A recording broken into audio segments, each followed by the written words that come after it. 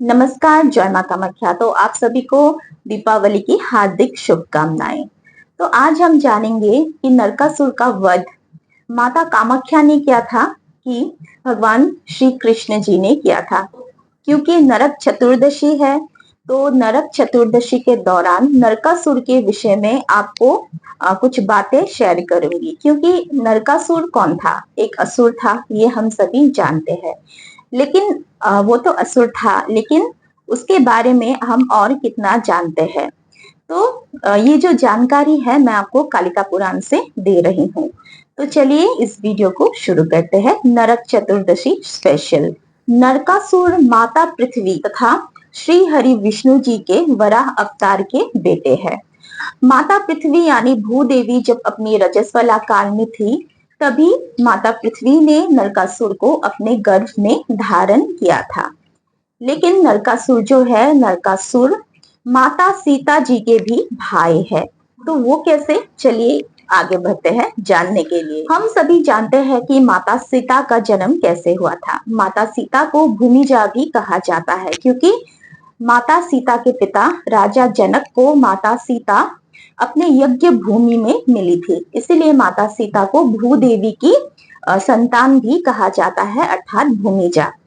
तो जब भूमिजा माता सीता पैदा हुई थी, तब राजा जनक को यानी माता सीता के पिता राजा जनक को भूदेवी ने यानी पृथ्वी देवी ने दर्शन दिया था और कहा था कि रावण के वध के बाद, रावण तथा कुंभकर्ण आदि विभिन्न राक्षसों के वध के बाद या फिर विनाश के बाद, उसी जगह पर कुछ समय बाद, उसी जगह पर जहां माता सीता राजा जनक को मिली थी, उसी जगह पर भूदेवी कुछ दिन बाद आएंगी राजा जनक को मिलने के लिए। और तब माता पृथ्वी ने राजा जनक को कहा था कि नरकासुर पृथ्वी देवी तथा श्री हरि विष्णु जी के वराह अवतार के बेटे हैं।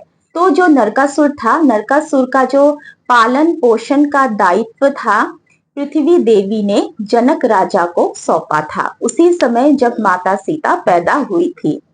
तो ऐसे ही समय बीतता गया और रावण, कुंभकर्ण आदि विभिन्न राक्षसों का निधन हुआ। और उसके बाद वो दिन आया जब भूदेवी ने नरकासुर को जन्म दिया। तो जैसे कि ये पहले से ही तय था कि किस जगह पे, किस स्थान पे माता भूदेवी यानी पृथ्वी देवी और राजा जनक फिर से मिलेंगे। तो समय बीतते बीतते ऐसा ही हुआ और उसी यज्ञ भूमि में जहां भूमिजा माता सीता जनक राजा को मिली थी, उसी स्थान पर जनक राजा को नरकासुर मिला। उसके बाद माता भूदेवी ने राजा जनक को नरकासुर को सौंप दिया और कहा, 16 वर्ष की आयु तक तुम इसे पालन पोषण करो, इसे बड़ा करो। और राजा जनक ने भी हंसी खुशी भूदेवी की बातें मान ली और नरकासुर को गोद में लिया। लेकिन गोद में लेते ही नरकासुर जो है वो हाथ पैर मारने लगा। नरकासुर का नाम नरकासुर पहले नहीं था, नरकासुर का नाम भौम था, अर्थात भूदेवी का बेटा। तो जब राजा जनक ने नवजात नरकासुर को अपने गोद में लिया, तो नरकासुर अपने हाथ पैर मारते हुए राजा जनक की गोदी से उतर गया और यज्ञ भूमि की कुछ ही दूर में जाके एक नर मुंड में अपना सर रख दिया। तो ये बात देख के राजा जनक बहुत ही हैरान हो गए और इस बात को राजा जनक ने गौतम मुनि को कहा। तब गौतम मुनि ने नरकासुर का नाम नरक रख दिया। भौम से नरकासुर का नाम नरक बन गया। बाकी असुर जो शब्द है वो बाद में लगा नरक के नाम के पीछे, इसीलिए उसे नरकासुर कहा जाता है। तो ये मैंने बता दिया कि नरकासुर का जन्म कैसे हुआ और नरकासुर का नाम नरक कैसे पड़ा। साथ ही नरकासुर का नाम पहले नरक नहीं था, उसका नाम भौम था। तो नरकासुर देखने में कैसा था, उसका स्वभाव कैसा था? तो असुर नाम सुनते ही हमें लगता है कि बहुत ही भयानक होगा देखने में, लेकिन कालिका पुराण में ये वर्णन किया गया है कि नरकासुर देखने में कार्तिकेय के समान सुंदर था तथा तेजस्वी और बलवान था। समय बीतते बीतते नरकासुर बड़ा हो गया और नरकासुर को अपने पिता श्री हरि विष्णु जी से एक वरदान भी मिला था कि 16वें आयु में ही नरकासुर राजगद्दी संभालेगा। तो समय ऐसे ही बीतता गया और उसके बाद 16वीं आयु में भूदेवी ने अपना जो सच है नरकासुर को बता दिया। साथ ही नरकासुर को अपने पिता श्री हरि विष्णु जी से और एक वरदान भी प्राप्त हुआ था।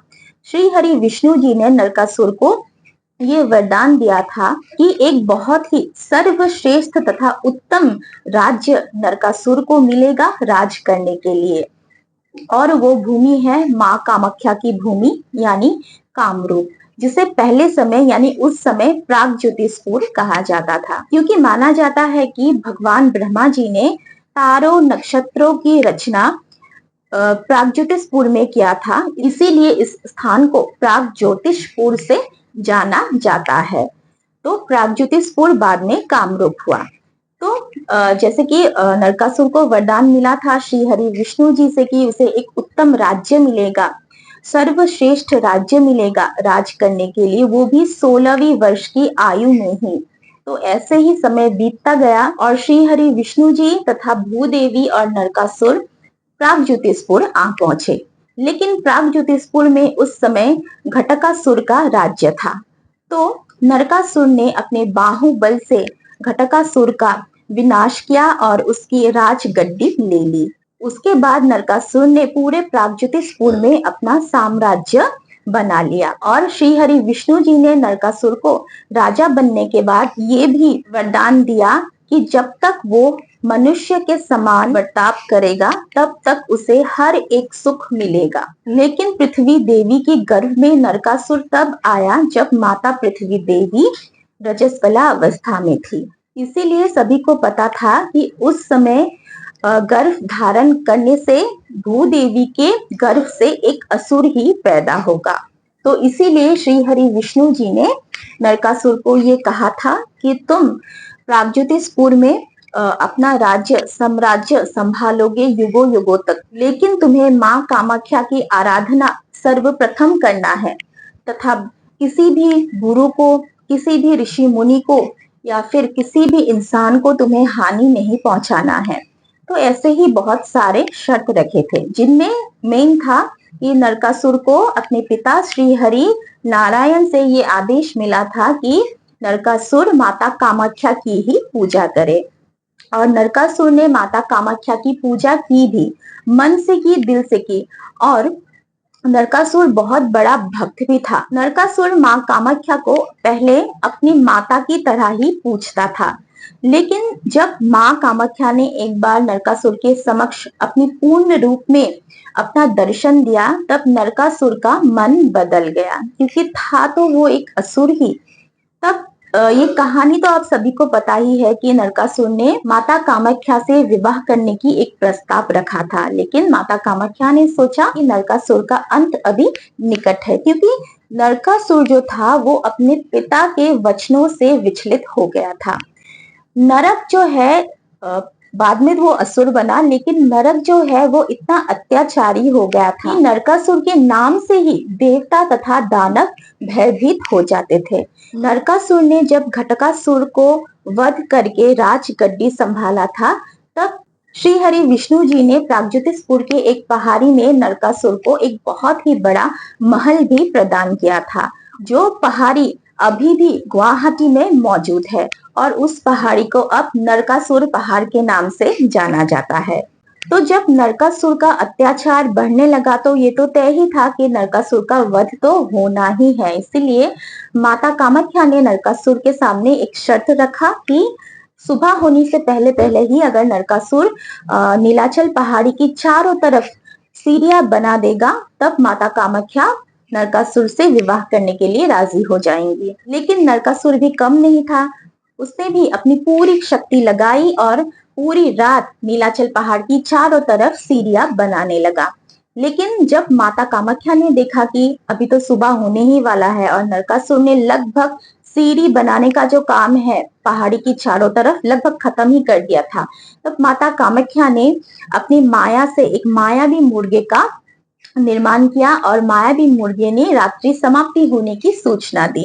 तब नरकासुर ने अपना काम बंद कर दिया, लेकिन उसने सोचा कि अभी तो सूरज उगा ही नहीं और सूरज उगने में अभी बहुत टाइम है, तो नरकासुर को माँ की माया के बारे में पता चल गया और नरकासुर को बहुत गुस्सा आया और गुस्से में आके नरकासुर ने उस मुर्गे को वध कर दिया। उसके बाद नरकासुर और भी अत्याचारी हो गया। नरकासुर ने 16,000 स्त्रियों को अपनी बंदी बना लिया और जब उसका अत्याचार दिन प्रतिदिन बढ़ने लगा तब क्या हुआ, तो नरकासुर को एक अभिशाप भी मिला था कि नरकासुर का वध स्त्री ही करेगी, कोई एक स्त्री ही नरकासुर का वध करेगी। लेकिन नरकासुर को इस बात का भय ही नहीं था कि आखिर कोई स्त्री नरकासुर जैसे वीर राजा को या फिर असुर को भला कैसे मार पाएगा। तो नरकासुर और भी घमंडी हो गया और उसका अत्याचार बढ़ने लगा। लेकिन मृत्यु तो तय थी नरकासुर की, क्योंकि बुराई का जो है वो अंत, वो समाप्ति होता ही है जैसे भी हो। तो जब कृष्ण पक्ष की यानी कार्तिक मास की कृष्ण पक्ष की चतुर्दशी तिथि आई, उस दिन श्री हरि विष्णु जी ने अपनी पत्नी सत्यभामा जी की सहायता के साथ अपने सुदर्शन चक्र से नरकासुर का वध किया। और वध करने के पहले जब श्री कृष्ण जी के साथ नरकासुर ने युद्ध किया था, तब श्री कृष्ण जी के अति निकट या फिर कह लीजिए कि श्री कृष्ण जी की छाया में नरकासुर को माँ काली दिखाई दिया। तो श्री कृष्ण जी के अति निकट माँ काली को देखकर नरकासुर भयभीत हो गया, लेकिन उसे पता था कि युद्ध तो हर हाल में करना ही है। और कालिका पुराण में ये उल्लेख है कि युद्ध के समय जब नरकासुर को श्री कृष्ण जी की छाया में या फिर अति निकट कालिका देवी यानी माता काली दिखाई दी, वही काली माँ कामाख्या है। यानी माँ काली या फिर माँ कामाख्या या फिर श्री कृष्ण जी एक ही है। तो इसी के मुताबिक हम कह सकते हैं कि नरकासुर का वध श्री कृष्ण जी ने अपनी पत्नी सत्यभामा जी की सहायता से किया था, लेकिन श्री कृष्ण जी खुद ही माँ काली या फिर माँ कामाख्या की रूप है। तो उसी दिन से यानी कार्तिक महीने की कृष्ण पक्ष की चतुर्दशी तिथि को नरक चतुर्दशी कहा जाता है। नरक चतुर्दशी के दिन जब श्री कृष्ण जी ने नरकासुर का वध किया था, तब विभिन्न आत्माओं को भी मुक्ति मिल गया था। इसीलिए हमारे यहाँ नरक चतुर्दशी को भूत चतुर्दशी भी कहा जाता है और माना जाता है कि उस दिन हमारे पितृ देवताएं धरती पर आते हैं और भ्रमण करते रहते हैं। सिर्फ पितृ देवताएं नहीं बल्कि प्रेत भी नरक चतुर्दशी के दिन यानी भूत चतुर्दशी के दिन पृथ्वी में घूमते रहते हैं। और कहा जाता है कि नरक चतुर्दशी या फिर भूत चतुर्दशी जो दिन है वो साल का सबसे खतरनाक दिन होता है। इसीलिए हमारे यहाँ 14 दीपक जलाने का एक नियम है। श्री कृष्ण जी ने कार्तिक महीने की कृष्ण पक्ष की चतुर्दशी के दिन नरकासुर का वध किया था, इसीलिए इस दिन को बुराई के ऊपर अच्छाई का जीत भी कहा जाता है। तो इसीलिए इस खास मौके पे, खास मौका ही कह रही हूँ क्योंकि बुराई के ऊपर अच्छाई की जीत का दिन है ये। तो इस खास मौके पे मैंने आपको ये भी बता दिया कि श्री कृष्ण जी हो, माँ काली हो या फिर माँ कामाख्या हो, तीनों एक ही है। तो चलिए इस वीडियो से विदा लेते हैं, मिलते हैं अगले वीडियो में। धन्यवाद।